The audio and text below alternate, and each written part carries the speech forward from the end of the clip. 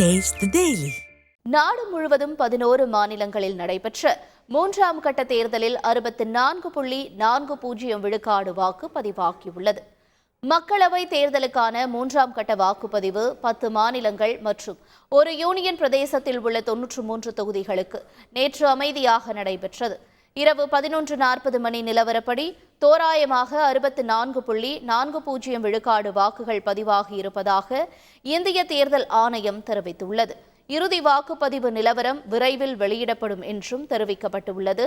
இதில் அதிகபட்சமாக அசாமில் 81.41 வாக்குகளும், மேற்கு வங்கத்தில் 75.79 விழுக்காடு வாக்குகளும், கோவாவில் 75.20 விழுக்காடு வாக்குகளும் பதிவாகியுள்ளது.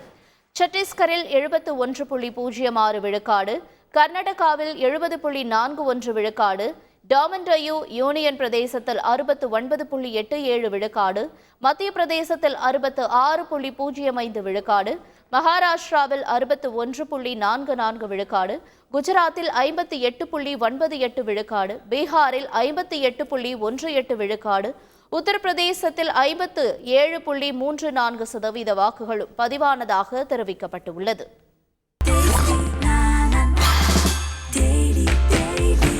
Taste Daily. Taste the Daily.